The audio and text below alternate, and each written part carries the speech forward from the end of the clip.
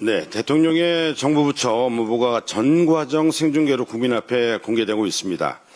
이것은 단순히 형식의 변화에 그치는 것이 아니라 정책 집행의 전 과정을 국민 앞에 공개하고 책임지겠다라는 선택입니다. 또한 정책의 시작과 집행, 점검과 보완까지를 국민 앞에 그대로 공개하고 평가받겠다는 이재명 대통령의 국정운영 철학을 실천하는 것입니다.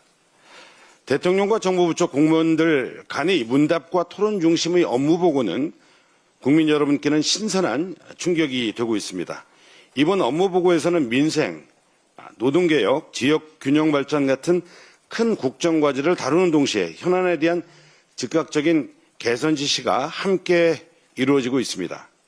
국토교통부 업무보고에서 전세 사기 피해 지원과 관련돼서 선구제, 후지원, 방안 검토를 주문한 것처럼 해법이 마련되는 것에서 국민들은 정부의 역할을 크게 느끼고 있습니다. 정부 업무부가 회의장 안에서 끝나지 않고 사회적 토론으로 이어지는 것도 새로운 경험입니다. 과거의 업무보고는 국민에게 공개되지 않았고 무성의한 보고와 일방적 지시로 일회성 행사로 끝나는 경우가 많았습니다.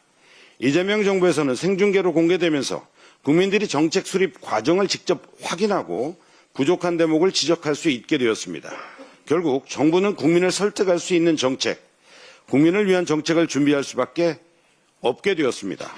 민주당은 생중계 업무보고가 내란으로 흔들린 국정을 정상화하고 투명한 국가운영, 국민을 위한 국정운영이 될 수 있도록 든든히 뒷받침하겠습니다.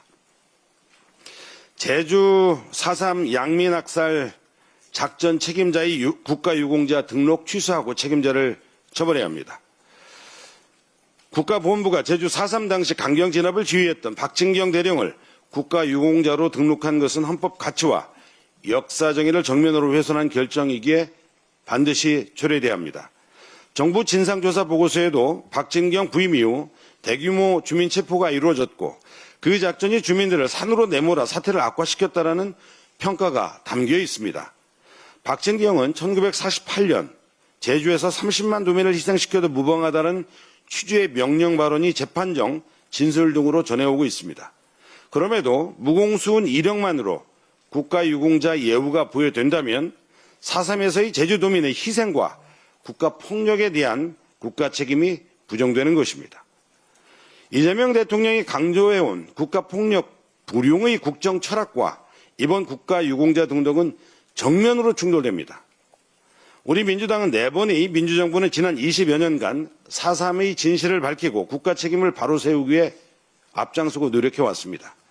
보훈부가 검토가 충분치 못하다고 사과하면서도 제도상 취소가 어렵다고 밝히는 것은 이번 사태의 무게를 가볍게 보는 것입니다.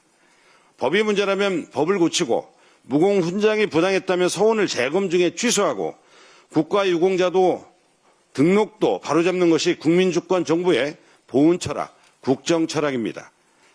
민주당은 국가 폭력 불용 원칙 아래 이 결정을 반드시 바로잡아 역사 정의와 헌법 가치를 끝까지 지켜내겠습니다. 이상입니다.